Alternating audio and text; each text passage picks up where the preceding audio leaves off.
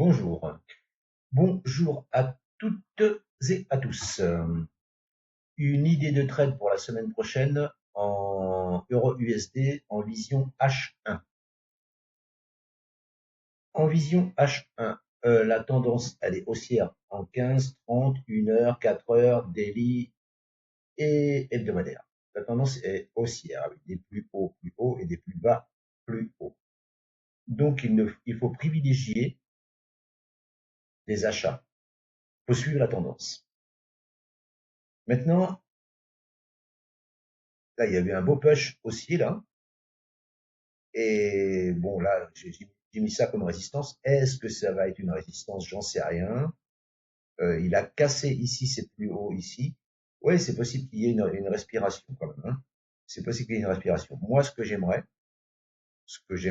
souhaiterais, je choisirais le mot que vous voulez, c'est que le prix redescende ici, dans la zone d'or, ici, hein, 50%, 61,8, 78,6, qui correspond à une zone de support. Oui. Donc, si ici vous avez un setup d'achat, s'il descend, parce que ça, j'en sais rien, hein, si il descend ici, et que là vous avez un setup d'achat au-dessus de ce support oblique haussier, zone de support horizontale, zone d'or, je pense que là, faut pas trop réfléchir, faut tenter un achat. Si ça revient dans cette zone, allez, je dirais à la louche ici. Le stop se met sous les derniers plus bas, sous la dernière mèche là du 23 janvier. Du 23 janvier. Voilà, ici, hop, c'est-à-dire à 45 pips. 45 pips en cas de clôture, pas en mèche. C'est-à-dire que si ça clôture en dessous, hop, fermé. Alors, ou alors en mèche, hein, mais bon, comme je vous dis à chaque fois, là, ça peut mêcher et repartir, mais ça peut clôturer en dessous. Alors, et après, là où le risque est plus grand, c'est qu'on ne sait pas où ça va clôturer. Ça peut, là j'exagère, mais ça peut clôturer ici, quoi, voilà.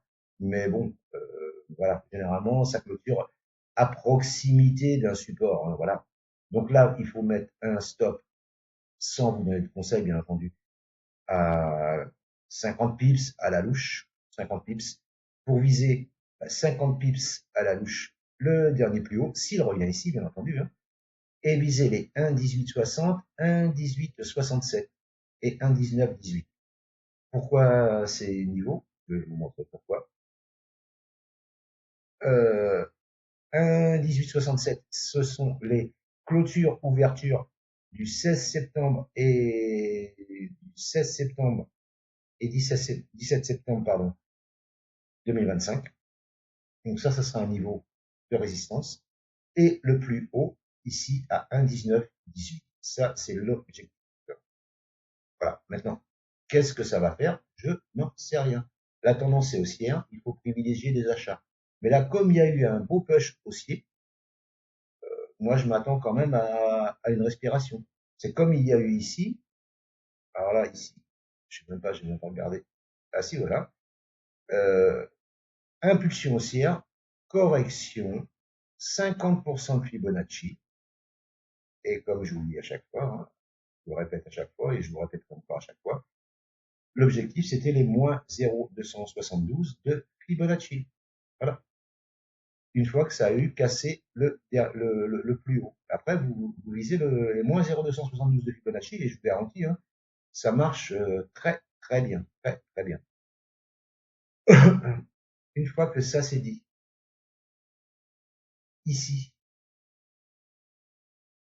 si il descend ici, voilà, je prends le plus bas ici, le plus haut ici, on est dans la zone d'or ici, zone d'or qui correspond donc à la zone de support. Si il casse le plus haut, les moins 0,272 de Fibonacci sont à 1,1862, 1,1860, hein, j'ai arrondi. Voilà. Et là, les clôtures de 2025, 1,1867 et 1,1918, la mèche.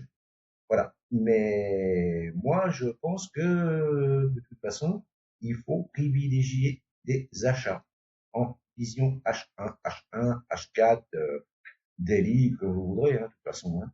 Mais voilà, on est au-dessus de la 7, au-dessus de la 20, au-dessus de la 50, au-dessus de la 200 qui monte. En daily, je vais regarder en daily, hop, j'efface.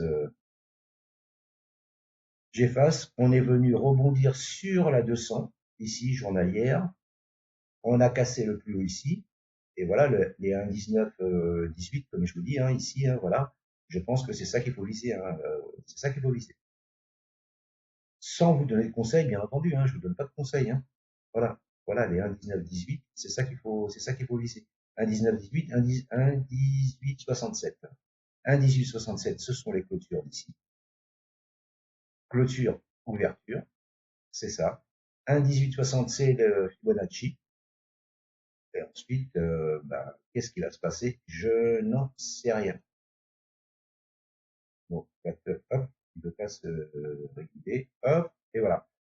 Donc voilà. Alors par contre, là, il peut aussi pêcher, monter tout de suite au 1,1860, hein, sans redescendre.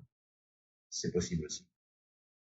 Mais s'il redescend là, ce sera une opportunité d'achat avec un petit stop de 50-60 pips en cas de clôture, j'insiste, clôture sous 1,1728 pour remonter 1,1860, 1,1867 et 1,1918.